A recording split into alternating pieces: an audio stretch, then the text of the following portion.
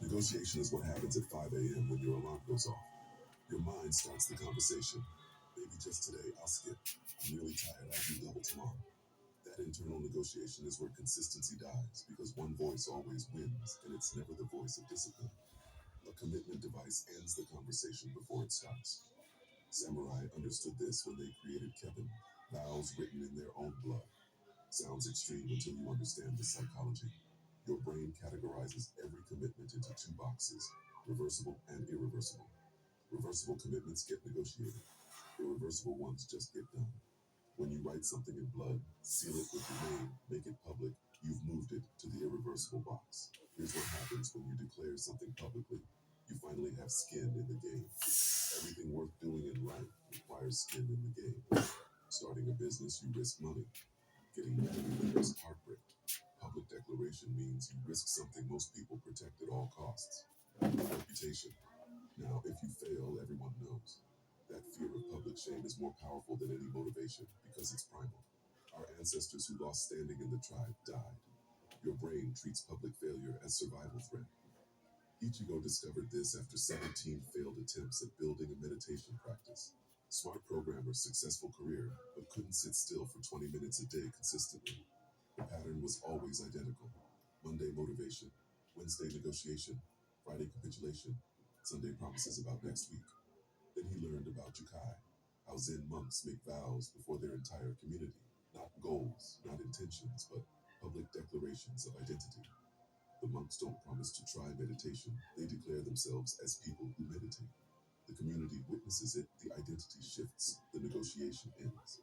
So Ichigo wrote down exactly what he would become: 20 minutes meditation every morning for 90 days, the length of a traditional Ango retreat.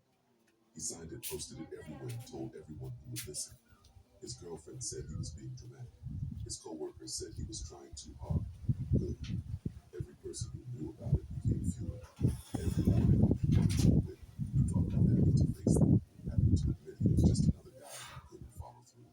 That social pressure lights a fire that motivation never could. When you tell nobody, you're only disappointing yourself, and you're already used to that. When you tell everyone, your ego won't let you fail.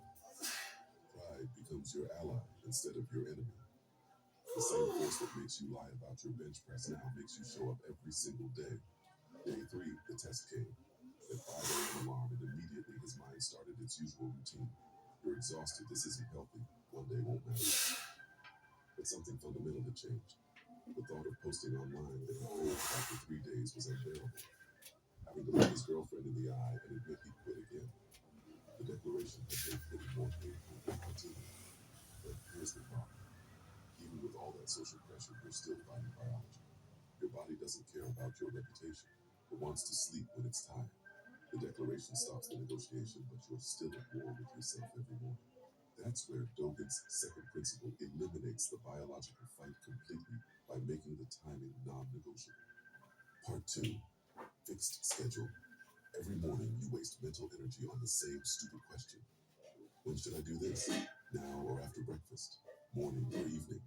This decision burns glucose in your brain that should be used for the actual practice. You're spending your fuel on deciding when to drive instead of driving. Dogen created the Aihashi, monastic regulations for Aihachi Temple. For over 800 years, monks have woken at exactly 3:30 a.m. Not 3:25, not 3:35.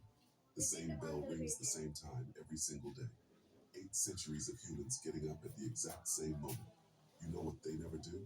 Lie in bed wondering if today they should sleep in. The question doesn't exist because the time doesn't change. Your brain has a simple rule. It stops questioning what never varies. When something happens at the same time every day, your nervous system shifts from conscious decision to automatic pattern. This isn't discipline, it's biology. Ichigo picked 5 a.m. for his meditation. Not because he's some morning person who loves sunrises. He picked 5 a.m. because the world is asleep. No texts, no emails, no distractions, no excuses.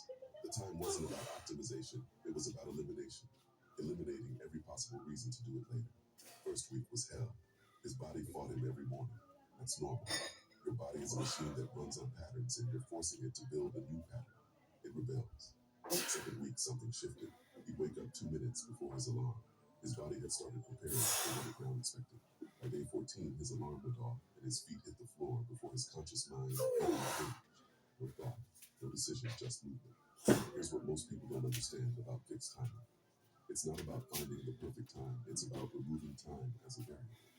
When you do something at different times every day, you're asking your brain to make a fresh decision each time. But variety is actually where consistency goes to die. Every time you change what you're doing, your brain has to make micro decisions. Should I do push ups or burpees today? Which book should I read? How long should I meditate? Each tiny decision is a crack where your old patterns seep back in. Dogen taught that Shingi forms shape the mind through repetition, like shikantaza, which literally means just sitting, not sitting and planning your day, not sitting and solving problems, just sitting. One form, no variation, no negotiation. When the form becomes automatic, the mind stops fighting because there's nothing left to fight about. This is universal truth in mastery. Talk to anyone who's reached the highest level in anything, jujitsu, arm wrestling, piano. They'll tell you the same thing. Beginners want variety. Intermediates get lost in complexity. Masters return to basics and repeat them until they happen without thought. The greatest arm wrestler in the world still practices the same hook motion thousands of times. The jiu-jitsu legend still drills the same guard pass he learned on day one. Repetition isn't boring to them, it's the doorway to unconscious competence. So Ichigo locked it down completely.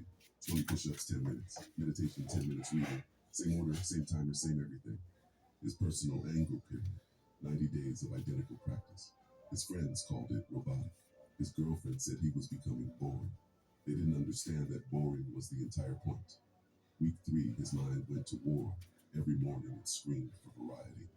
This is stupid. You're not a robot. Mix it up or you'll burn out. Week 4, something broke. Not his discipline, his resistance. The negotiation voice got quieter. Week 6, he'd be halfway through his push-ups before he even realized he'd started. Practice was doing itself. This is what people don't understand about consistency. It's not about willpower lasting forever. It's about repetition until willpower isn't needed. Your body learns the sequence like a dancer learns choreography. Day 35, Ichigo got hit with the flu. Day 40, he was traveling for work. This is where his old pattern would kick in. Sick day equals rest day. Travel equals exception. This is where you've quit before, where everyone quits because perfect practice requires perfect conditions, and perfect conditions don't exist. But Dogen understood something about gaps that changes everything. He wrote that practice must continue without even a moment's gap, because in that gap, all your old patterns return. What saved Ichigo when everything went wrong was understanding that the practice doesn't require perfection, it requires continuity. Part 4. No gap practice. The all or nothing lie has killed more consistency than laziness ever could. You tell yourself, if I can't do the full 20 minutes, why bother doing anything? If I can't do perfect push-ups, I'll wait until tomorrow. This thinking creates gaps, and gaps are where your old self crawls back in. Every gap is an invitation for your weakness to return. Look at any elite athlete and you'll see something people misunderstand. They take rest days, but those rest days are still progress. They're intentional strategic plan. Never because they feel lazy, never because they don't want to train. Rest that allows them to train harder tomorrow. That's still movement toward the goal. But when you skip because you're tired, that's not rest, that's retreat. There's a massive difference between strategic recovery and giving up. A river never stops flowing. During drought, it might be a trickle, but it never stops. The moment it stops, it's not a river anymore. It's a memory of where water used to be.